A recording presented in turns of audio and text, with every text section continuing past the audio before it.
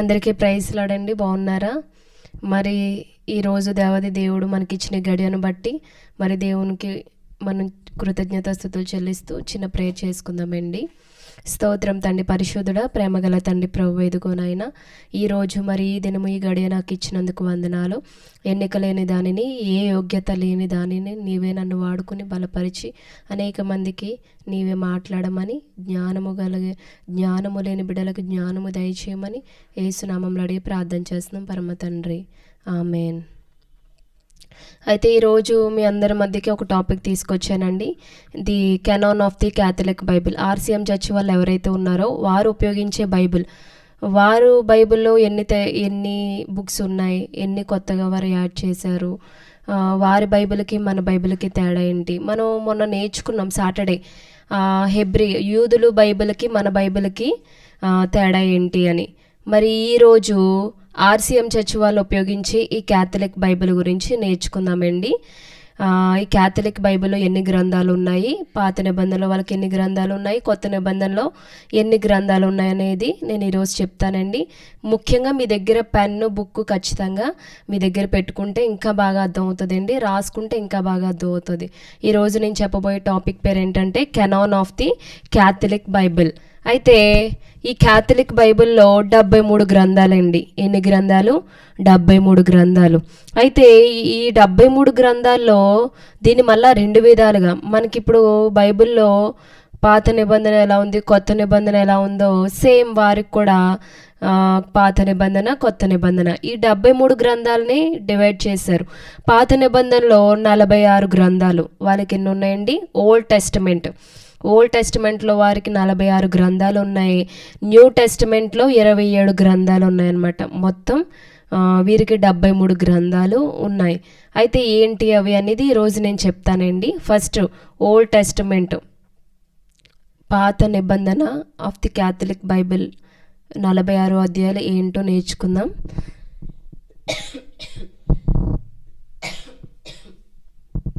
First పాత నిబంధన తోరా, పెంటాటుక్. తోరా అంటే ఏంటండి? నేను ఆల్రెడీ చెప్పాను. తోరా అంటే గ్రంథములు, ఏవైతే 5 గ్రంథాలు ఉంటాయి వాటిని తోరా అని పిలుస్తారు. యూదులు తోరా అని పిలుస్తారని చెప్పాను కదండి. దాన్నే ఇంకో విధంగా గ్రీక్ భాషలో పెంటాటుక్ అని కూడా మనం పిలవచ్చు. అయితే ఈ తోరా గ్రంథంలో 5 గ్రంథాలు ఉన్నాయండి వీరికి. సేమ్ మనకి ఎలా ఉన్నాయి? ఆదికాండము, నిర్గమాకాండము, లేవియాకాండము, సంఖ్యాకాండము, ద్వితీయోపదేశకాండము.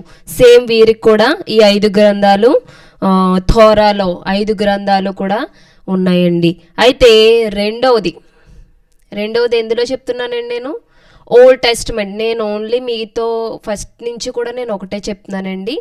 బైబిల్ కోర్సులో ఓల్డ్ టెస్టిమెంట్ సర్వే గురించి మాత్రమే నేను చెప్తున్నానండి. మొన్న 2 చెప్పిన క్లాసులు కూడా పాత నిబంధనకు సంబంధించినవే. ఇప్పుడు కూడా నేను పాత నిబంధనకు సంబంధించినవే. ఇప్పుడు క్యాథలిక్ బైబిల్లో ఉండే పాత నిబంధన గురించి నేను మాట్లాడుతున్నానండి. ఫస్ట్ ఏంటంటే తోరా కింద ఈ పాత నిబంధన డివైడ్ చేసి అందులో 5 గ్రంథాలు ఉన్నాయండి. ఆదికాండము, నిర్గమాకాండము, లేవియాకాండము, సంఖ్యాకాండము, ద్వితీయోపదేశకాండము.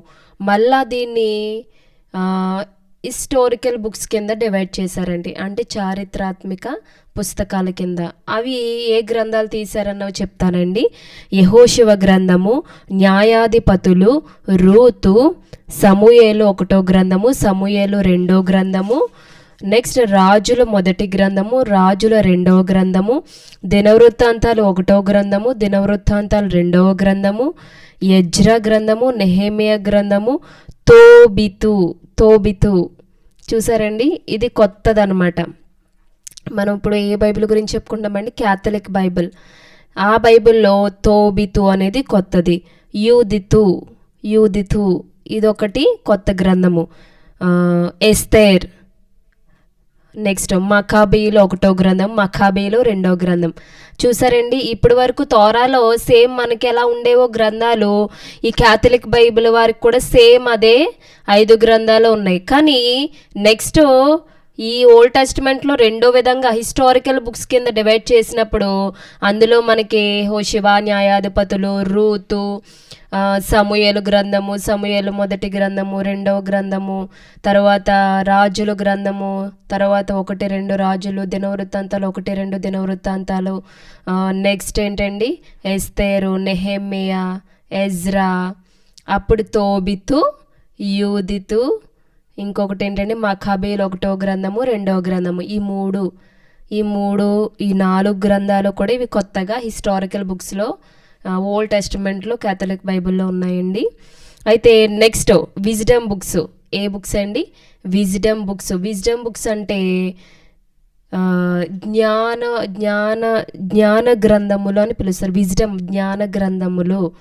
ఈ బుక్స్లో ఏం పెట్టారంటే యోబు గ్రంథము, కీర్తనలు, సామెతలు, ప్రసంగి, విలాపవ, పరమగీతములు, ఇంకో 2 కొత్త ఉన్నాయండి. జ్ఞాన గ్రంథము wisdom of Solomon and Siraj గ్రంథము, దీన్నే ప్రసంగి అని కూడా అనొచ్చు. ఈ 2 గ్రంథాలు వీళ్ళ విజ్డమ్ బుక్స్లో ఉన్నాయి. తోరాలో సేమ్ ఉన్నాయండి. హిస్టారికల్ బుక్స్లో వచ్చినప్పటికీ ఒక 4 గ్రంథాలు యాడ్ అయినాయి. నెక్స్ట్ విజ్డమ్ బుక్స్లోకి వచ్చినప్పటికీ 2 సిరాజ్ అంటే దాన్ని ప్రసంగి అని పిలుస్తారు, రెండోది జ్ఞాన గ్రంథం అంటే విజ్డమ్ ఆఫ్ సొలోమోన్. ఈ 2 గ్రంథాలు మనకి కొత్తగా కనిపిస్తాయండి ఈ విజ్డమ్ ఆఫ్ ది బుక్స్. ఇంకొకటి 4వది లాస్ట్ అండి, ప్రొఫెట్స్. ఇప్పుడు వరకు మనం గ్రంథాలు చెప్పుకున్నాము, చారిత్రాత్మక గ్రంథాల గురించి చెప్పుకున్నాము. 3వది జ్ఞాన గ్రంథములు ఏంటో చెప్పుకున్నాము. మరి 4వది ప్రొఫెట్స్ అంటే ప్రవక్తలు రాసిన గ్రంథములు మరి చెప్పుకుంటున్నామండి. ఇవి ఏషియా గ్రంథము, ఇర్మియా గ్రంథము, విలాప వాక్యములు, అండ్ నెక్స్ట్ బారాకు. చూసారండి బారాకు, ఇదొక కొత్త గ్రంథము. దేంట్లోనండి? ప్రవక్తల గ్రంథంలో. నెక్స్ట్ హెస్కేలు, దానియేలు, హోషియా, యావేలు, ఆమోసు, ఓబేద్య, యోనా, మీకా, నహూము, హబకోకు, జెఫన్యా, జకరయ, మలాకి. ఇవన్నీ కూడా యాజ్ యూజువల్. ఇందులో బారాకు అనేది ప్రొఫెట్స్ అంటే ప్రవక్తల పుస్తకాల్లో ఒక పుస్తకం మనకి కొత్తగా కనిపిస్తుంది. విజ్డమ్ ఆఫ్ ది బుక్స్లో కూడా మనకి 2 పుస్తకాలు అండ్ హిస్టారికల్ బుక్స్లో కూడా మనకి 4 గ్రంథ పుస్తకములు కనిపిస్తాయండి. అవే తేడా మనకి వారికి కూడా. అయితే వాళ్ళ బైబిల్ అలా పెట్టడం వల్ల పాత నిబంధనకి ఎన్ని గ్రంథాలు అని చెప్పానండి? పాత నిబంధనలో 46 గ్రంథాలు, కొత్త నిబంధనలో 27 గ్రంథాలు, మొత్తం 73 గ్రంథాలు కలిగి ఉన్న క్యాథలిక్ బైబిల్ గురించి నేను ఇప్పటి వరకు చెప్పానండి. రెండవది పెంటాటుక్. నేను పెంటాటుక్ అంటే ఏంటో చెప్తున్నానండి. పెంటాటుక్ని ఇంకొక పేరు ఉంది, దాన్నే తోరా అని చెప్పాను కదండి. తోరా అంటే గ్రంథములు. అయితే ఈ పెంటా అనే పదము గ్రీక్ వర్డ్ నుంచి వచ్చిందండి. పెంటా ఏంటండి? Greek word. టెక్సోస్ అనే ఈ టెక్సోస్ అనే పదాలు గ్రంథము నుండి వచ్చినాయండి. అయితే యూదులు దీనిని తోరా అని పిలుస్తారు. ఈ పెంటాటుక్ ఏదైతే ఉందో వారు పాత నిబంధనని తోరా అంటే ధర్మశాస్త్రము అని పిలుస్తారు. ఇందులో 5 గ్రంథాలు ఉన్నాయండి. ఇందులో ఈ పెంటాటుక్లో లేకపోతే తోరాలో 5 గ్రంథాలు. అవి ఏ గ్రంథాలు? మోషే రాసిన 5 గ్రంథాలు: ఆదికాండము, నిర్గమకాండము, లేవియాకాండము, సంఖ్యాకాండము, ద్వితీయోపదేశ కాండము. అయితే ఈ 5 గ్రంథాలు మోషే గారు సుమారు క్రీస్తు పూర్వం 1446 నుంచి 1406 మధ్యలో దీన్ని రాశారని మోషే గారు సుమారు. ఇంకొంతమంది పండితులు ఏమంటున్నారంటే 13వ శతాబ్దంలో క్రీస్తు పూర్వం మధ్య రాసి ఉంటారని ఇంకొంతమంది పండితులు చెప్తున్నారు. అయితే ఈ గ్రంథాలు వేటిని సూచిస్తున్నాయి? ఇప్పుడు చెప్పాను కదండి, ఆదికాండం ఏంటి, నిర్గమాకాండం ఏంటి, లేవియాకాండము, సంఖ్యాకాండము, ద్వితీయోపదేశకాండం. ఈ 5 కాండాలు దేన్ని సంకేతిస్తున్నాయంటే ఇజ్రాయేలు జాతి ఆవిర్భావం గురించి, దేవుని నిబంధన అన్ని రాసుకుంటున్నారండి. పెంటాటుక్ గురించి చెప్తున్నానండి. ఇప్పుడు వరకు నేను 4 విధాలుగా క్యాథలిక్ బైబిల్ ఆఫ్ కెనాన్ గురించి చెప్పాను. అది ఏ విధంగా డివైడ్ చేశారన్న చెప్పాను, 4 విధాలు. వాటిలో ఏంటో చెప్పాను. ఇప్పుడు నేను పెంటాటుక్ అంటే ఏంటి, దాన్ని ఏమని పిలుస్తారు, అది ఏ వర్డ్ నుంచి, గ్రీక్ వర్డ్ నుంచి వచ్చింది, ఇందులో ఎన్ని గ్రంథాలు ఉన్నాయి, ఇవి ఎవరు రాశారు, ఏ కాలంలో రాశారు, ఇంకొంతమంది పండితులు ఏ క్రీస్తు పూర్వంలో అని వివరిస్తున్నారు అన్నది ఇప్పుడు దాకా చెప్పానండి. రెండోది, ఈ గ్రంథాలు ఏంటి మెయిన్ మనకి చెప్తున్నాయంటే ఇజ్రాయేలు జాతి గురించి, దేవుని పనుల గురించి, దేవుని నిబంధన గురించి, ఐగుప్తు నుండి విడిపించిన విమోచన గురించి, మరియు సీనాయి ధర్మశాస్త్రాన్ని నమోదు చేస్తాయన్నమాట ఇవన్నీ. సో ఈ 5 గ్రంథాల గురించి అదేనండి, ఇజ్రాయెల్ జాతి ఎలా వచ్చింది, దేవుని సంకల్పం, దేవుని నిబంధన, అలానే మరి ఐగుప్తు నుండి దేవుడు విమోచించిన విమోచన, మరియు సీనాయి ఈ ధర్మశాస్త్రాన్ని నమోదు చేయడం, ఇవన్నీ కూడా ఈ ప్రధాన అంశాలు ఈ గ్రంథాల్లో. అయితే ఈ గ్రంథాలు ఏంటి అనేది చెప్పాను కదండి. రెండవది, ఇందులో ఇంకొక 6 ప్రధాన అంశాలు ఉన్నాయండి. అవేంటి అంటే సృష్టి గురించి, ఆదికాండం దేని గురించి వివరిస్తుందండి, సృష్టి గురించి. మరి నిర్గమకాండము పితరుల చరిత్ర గురించి. రెండవది ఐగుప్త బానిసత్వము, నిర్గమన, నెక్స్ట్ సీనాయి నిబంధన, ధర్మశాస్త్రము. ఈ 6 కూడా మనకి 5 గ్రంథాల్లో సృష్టి ఏంటి, ఐగుప్త చరిత్ర ఏంటి, నిర్గమన ఏంటి, సీనాయి ధర్మశాస్త్రం ఏంటి, ఈ ఐగుప్త బానిసత్వం ఏంటి, ఇవి ప్రధాన అంశాలుగా ఈ గ్రంథాల్లో మనకి కనిపిస్తాయి. ఇజ్రాయేలు జాతి ఎలా ఉద్భవించబడింది, దేవుని విమోచన వారికి ఎలా కలిగింది ఐగుప్త దేశం నుండి, ఇవన్నీ కూడా మనకి పెంటాటుక్లో అర్థమవుతాయండి. రెండవది, వీటి బైబిల్ ఆధారాలు ఎక్కడున్నాయి అంటే నిర్గమకాండం 24వ అధ్యాయము 4వ వచనంలో చూసినట్లయితే మీకు అర్థమవుతుంది. నిర్గమకాండము 24వ అధ్యాయము 4వ వచనము. నెక్స్ట్ ద్వితీయోపదేశ కాండము 31వ అధ్యాయము 9వ వచనము. యెహోషువ గ్రంథము 1వ అధ్యాయము 7, 8 వచనాలు చదివితే మీకు అర్థమవుతుందండి. నేను ఓన్లీ బైబిల్ ఆధారాల గురించి చెప్పానండి, మళ్ళీ ఒకసారి చెప్తున్నాను, మీరు నోట్ చేసుకోండి. నిర్గమకాండము 24వ అధ్యాయము 4వ వచనము, ద్వితీయోపదేశ కాండము 31వ అధ్యాయము 9వ వచనం, యెహోషువ 1వ అధ్యాయము 7, 8 వచనాలు రెఫరెన్స్ రాసుకుంటే మీరు బైబిల్లో చదువుకోగలుగుతారండి. నేను ఇప్పుడు దాకా ఏం చెప్పానండి, పెంటాటుక్లో తోరా గురించి వివరించాను. అందులో మోషే రాసిన 5 గ్రంథాలు ఏ కాలంలో రాశాడు, ఏ శతాబ్దంలో కొంతమంది పండితులు చెప్పారు. రెండోది ఇజ్రాయేలు జాతి గురించి, దేవుడి నిబంధన గురించి. నెక్స్ట్ ఇంకేంటండి, ఐగుప్తు నుండి దేవుడు విమోచించిన విమోచన గురించి, సేనాయి దర్శనం గురించి. తర్వాత ప్రధాన అంశాలు ఏంటి, సృష్టి గురించి. నెక్స్ట్ ఇంకేం చెప్పానండి, సృష్టి, అలాగే ఐగుప్త చరిత్ర, పితరుల చరిత్ర, నెక్స్ట్ ధర్మశాస్త్రం గురించి, నిర్గమన గురించి, తర్వాత ఐగుప్త బానిసత్వం నుంచి ఇవన్నీ వివరిస్తే రిఫరెన్స్లో కూడా చెప్పాను కదండి.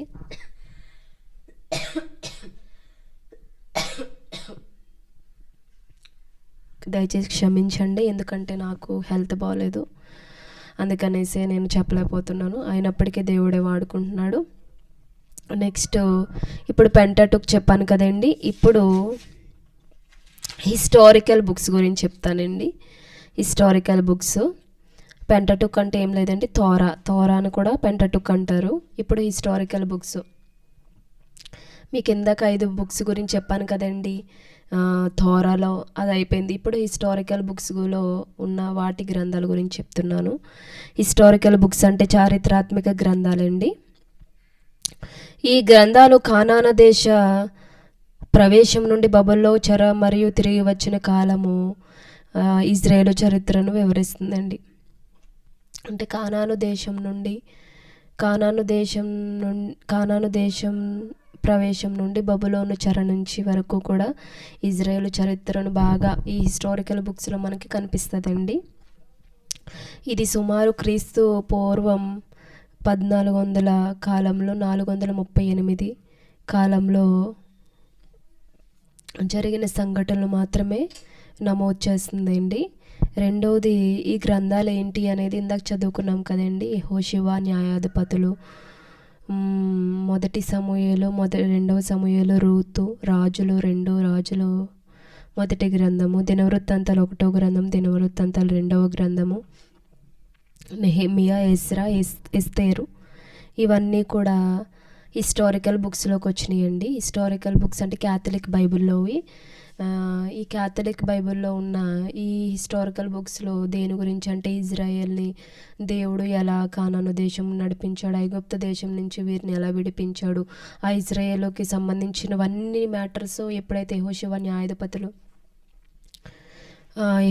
న్యాయాధిపతులు, రూతు, సమూయేలు గ్రంథాలు 1, 2, రాజులు 2, 1, దినవృత్తాంతాలు 1, 2 గ్రంథాలు, నెక్స్ట్ ఎస్తేరు, నెహెమియా, ఎజ్రా, ఈ గ్రంథాల్లో మనకి బాగా కనిపిస్తాయండి. అయితే దీంట్లో ప్రధాన అంశాలు ఏంటంటే కానాన్ను ఎలా స్వాధీనం చేసుకున్నారు, న్యాయాధిపతుల కాలము, మూడవది రాజ్య స్థాపన, రాజ్యాన్ని ఎలా స్థాపించారు, దావీదు మరియు సొలొమోన్లు కూడా, ఎందుకంటే సమూయేలు గ్రంథాలు ఉన్నాయి కదండి, ఇందులో దావీదు, సొలొమోన్ గురించి ఉంటుంది. రాజ్య విభజన అంటే సొలొమోన్ చనిపోయిన తర్వాత రాజ్యం ఎలా విభజన అయింది, ఆ తర్వాత అష్షూరీయులు మరియు బబులోను చెర వీరు పరిపాలించడం, తర్వాత ఎస్తేరు ద్వారా పునర్నిర్మాణం చేయడం, ఇవన్నీ కూడా ప్రధాన అంశాలండి. కానాను నుంచి దేవుడు నడిపించడం ఏంటి, తర్వాత న్యాయాధిపతుల కాలంలో న్యాయాధిపతుల కాలం, నెక్స్ట్ రాజ్యం విభజించడం, రాజ్య నిర్మాణం, రాజ్య స్థాపన చేయడం, తర్వాత దావీదు సొలొమోన్ కాలం, తర్వాత మళ్ళీ రాజ్య విభజన చేయడం, తర్వాత పునర్నిర్మాణం చేయడం, అషూరు మరియు బబులోను చెరలోంచి, ఇవన్నీ కూడా ఈ ప్రధాన అంశాలు అనేవి ఈ గ్రంథాలు ఏవైతే నేను హిస్టారికల్ బుక్స్లో చెప్పానో అందులో కనిపిస్తాయండి. ఈ హిస్టారికల్ బుక్స్లో సుమారు 1400 కాలం నుంచి 438 మధ్యలో ఇవి బాగా ప్రసిద్ధి చెందాయండి గ్రంథాలు. నెక్స్ట్ విజ్డమ్ లిటరేచర్ అంటే జ్ఞాన సాహిత్యం గురించి చెప్తున్నానండి. ఇక్కడ ఇజ్రాయేలు ప్రజలు దైవనందిన జీవితము, వారి నీతి, ఆరాధన, బాధలు మరియు దేవుని జ్ఞానాన్ని వివరిస్తాయండి, ప్రతిబింబిస్తాయి. అయితే ఈ గ్రంథాలు ప్రధానంగా దావీదు క్రీస్తు పూర్వంలో 1400 కాలం, 1000 కాలంలో, మరియు సొలొమోను క్రీస్తు పూర్వం 970 నుంచి 931 మధ్య కాలంలో బాగా అభివృద్ధి చెందాయండి. ఇవి కూడా కొన్ని గ్రంథాలు తర్వాతి కాలంలో కూడా సంకలనం చేయబడ్డాయండి. విజ్డమ్ లిటరేచర్ గురించి చెప్తున్నానండి. ఇప్పటి వరకు తోరా అంటే ఏంటి చెప్పాను, తోరాలో ఎప్పుడు ప్రసిద్ధి చెందాయి, ఏ కాలంలో ప్రసిద్ధి చెందాయి, ఎవరు రాశారు. నెక్స్ట్ హిస్టారికల్ బుక్స్లో మరి ఇజ్రాయేలు ప్రజలు దేని విషయంలో ఆ గ్రంథాలు ఉంటాయి, ప్రాధాన్యం దేన్ని వివరిస్తాయి అనేది చెప్పానండి. ఇప్పుడు విజ్డమ్ లిటరేచర్, జ్ఞాన సాహిత్యం గురించి చెప్తున్నాను. వీటిలో ఇజ్రాయేలు ప్రజలు దైవనందిన జీవితము, వారి నీతి, వారి బాధలు, తర్వాత ఆరాధన, దేవుడి జ్ఞానాన్ని, వీటన్నిటిని ప్రతిబింబిస్తున్నాయండి. అయితే గ్రంథాలు సుమారు దావీదు కాలంలో 1000 కాలం నుంచి క్రీస్తు పూర్వం, సొలొమోన్ కాలంలో 970 నుంచి 931 కాలంలో ఇవి బాగా ప్రసిద్ధి చెందాయండి. కొన్ని గ్రంథాలు అయితే కాలం సంకలనంలో చేయబడ్డాయండి. అయితే ఇందులో గ్రంథాలు వచ్చి విజ్డమ్ అంటే జ్ఞాన గ్రంథంలో ఏంటంటే యోబు, కీర్తనలు, సామెతలు, పరమగీతము, ప్రసంగి, 5 గ్రంథాలండి. మళ్ళీ చెప్తున్నాను, యోబు, కీర్తనలు, సామెతలు, ప్రసంగి, పరమగీతము, ఇవన్నీ జ్ఞాన సాహిత్య గ్రంథముల కింద వచ్చినాయండి. ఇందులో ప్రధాన అంశాలు ఏంటంటే దేవుని భయం గురించి, ప్రేమ గురించి, నీతి గురించి, జ్ఞానము గురించి, ఆరాధన గురించి ఉంటాయండి. యోబు గ్రంథంలో ఏంటి, ప్రసంగి గ్రంథంలో, పరమగీతములో, తర్వాత కీర్తనలో, సామెతల్లో ముఖ్య అంశం ఏంటంటే సామెతలు 1వ అధ్యాయం 7వ వచనం చదివినట్లయితే యెహోవా యందు భయభక్తులు కలిగి ఉండుట జ్ఞానముకు ఆరంభము అని ఉంటుందండి. అది ముఖ్య అంశము ఈ విజ్డమ్ లిటరేచర్లో. అన్నీ ఎందుకంటే బైబిల్లో ఇన్నిన్ని తేడాలు, ఇన్నిన్ని డిఫరెన్స్ ఉండడం అవన్నీ మీకు వివరిస్తున్నానండి. అయితే ఇవన్నీ క్యాథలిక్ బైబిల్లో ఎలాగా దీన్ని విడదీయడం అనేది జరిగింది. 4వది ప్రొఫెట్స్, ప్రవక్తల గ్రంథములండి. ప్రవక్తల గ్రంథములో ప్రవక్తలు దేవుని తరపున మాట్లాడిన వ్యక్తులు, లేకపోతే రాజులు మరియు యాజకులు, ప్రజలు దేవుని నిబంధనను తిరిగి రావాలని పిలిచారండి. వారి సేవ ప్రధానంగా క్రీస్తు పూర్వంలో 8వ శతాబ్దం నుండి 5వ శతాబ్దం మధ్యలో వరకు జరిగినాయి అని చెప్తున్నారండి. ఆ కాలంలో అష్షూరీయులు, బబులోను మరియు పారసియా సామ్రాజ్యం, వీరి ప్రభావం అంతా ఇజ్రాయెల్ మీద బాగా ఎక్కువగా ఉండేదండి. ప్రవక్తల కాలంలో ప్రవక్తలు దేవుని తరపున మాట్లాడిన ప్రజలు, యాజకులు మరియు దేవుని ప్రజలు తిరిగి రావాలని, నిబంధనకు తిరిగి రావాలని పిలిచేవారు. ఆ కాలంలో ప్రధానంగా క్రీస్తు పూర్వం 8వ శతాబ్దం నుండి 5వ శతాబ్దంలో బాగా ప్రసిద్ధి చెందే ఈ మధ్యలో రాశారండి. అయితే ఆ టైంలో బబులోను వారు, పారసియా సామ్రాజ్యం వారు, అష్షూరీయులు, వీరందరూ కూడా వీరి ప్రభావం ఇజ్రాయెల్ మీద ఎక్కువగా ఉండేదండి. అయితే ఇందులో మేజర్ ప్రాఫిట్స్, మైనర్ ప్రాఫిట్స్ అనేవారు కూడా ఉన్నారు.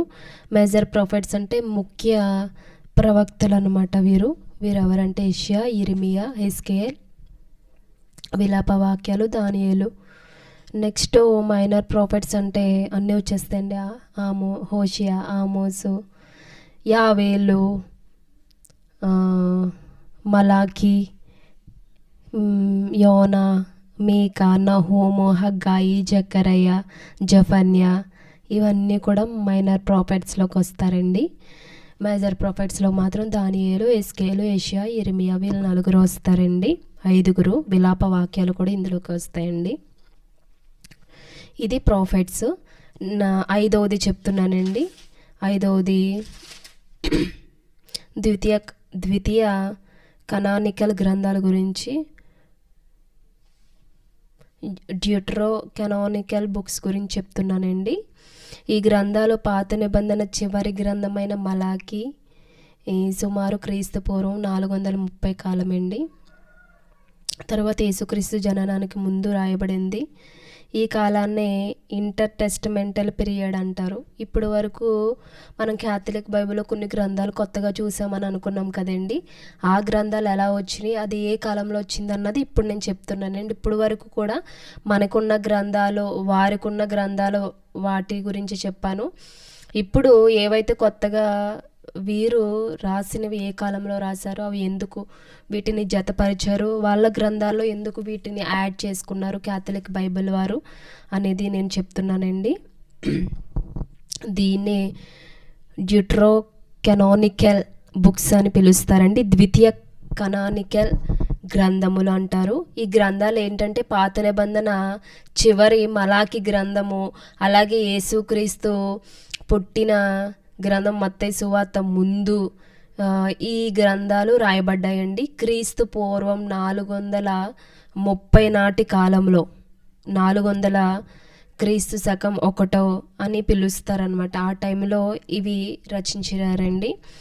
ఇది రోమన్ క్యాథలిక్ మరియు తూర్పు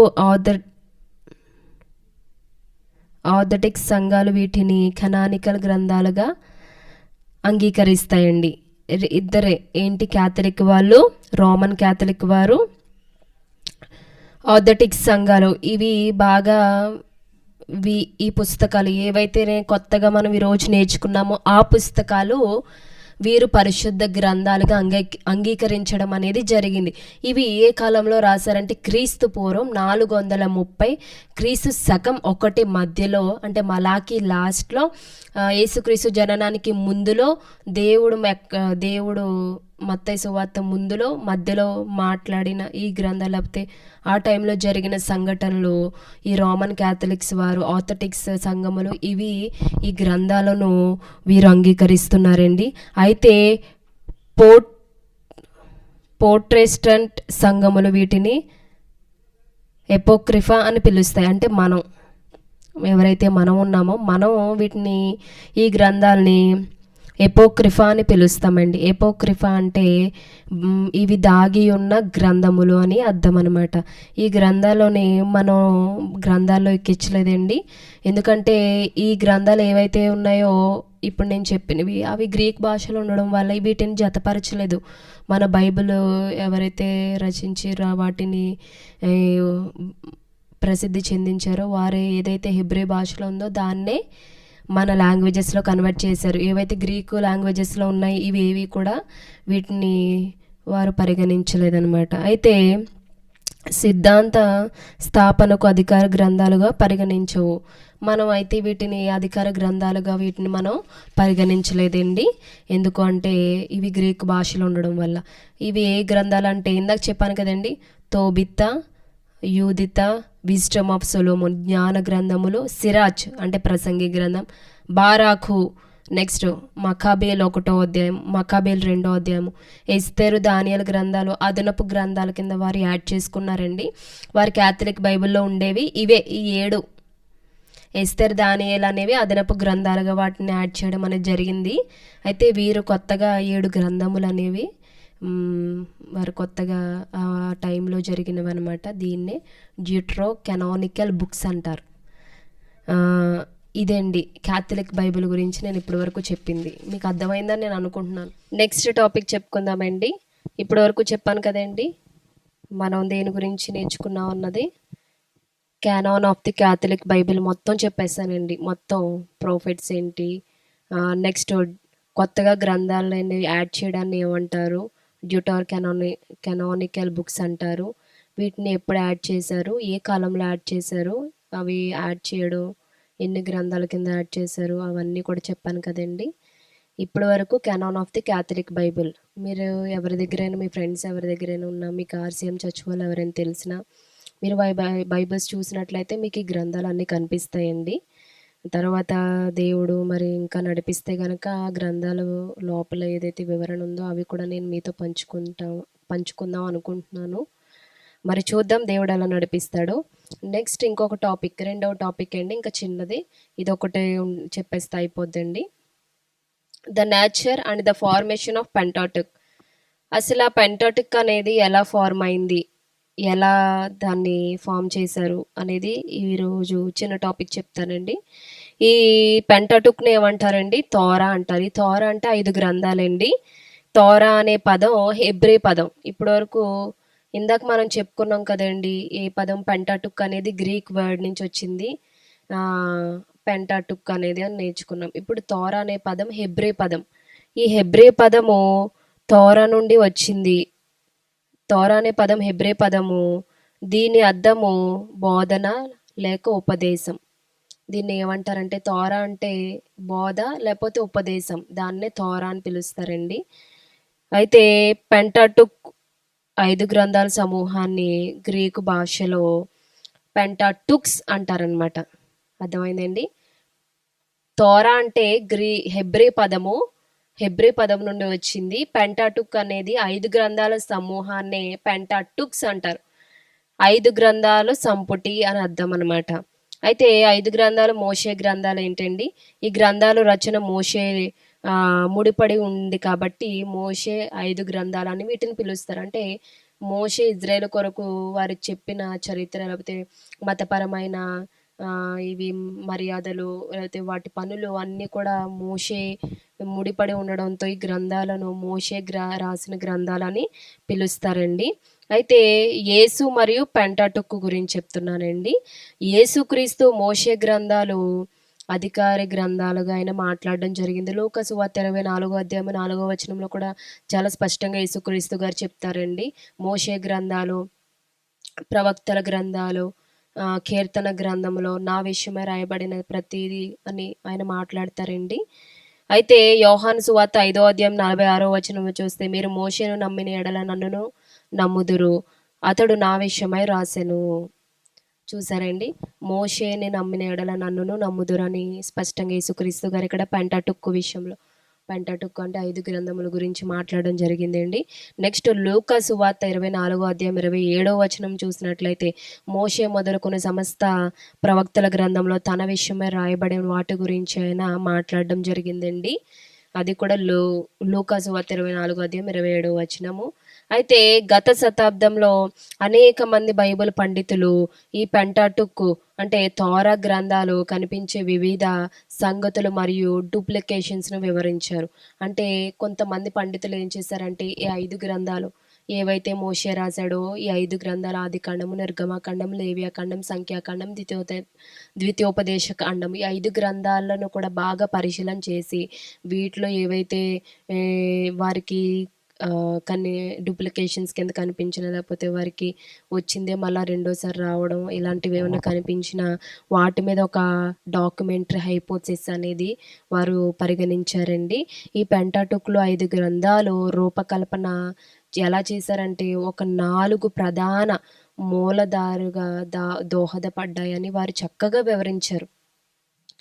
ఈ 5 గ్రంథాలని ఒక 4 పదాల ద్వారా వారు మనకి ఇంకా బాగా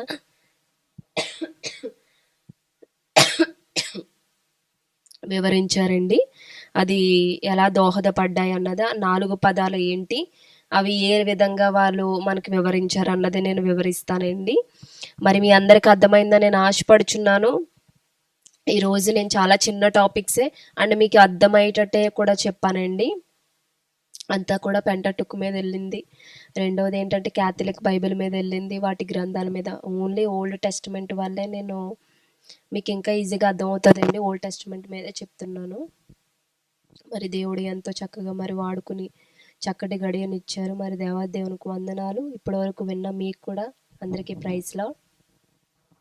మళ్ళీ రేపు ఇంకొక టాపిక్తో ఈ 4 పదాలని ఎలా ఈ పెంటాటుక్ 5 గ్రంథాలను ఉపయోగించుకుని ఈ 4 పదాలుగా ఈ గ్రంథాన్ని ఎలా వివరించారు, ఏ విధంగా డివైడ్ చేశారు, ఏ విధంగా అవి మనకు అర్థమయ్యేటట్టు ఇంకా చెప్పారు అన్నది రేపు మనం వివరించుకుందామండి.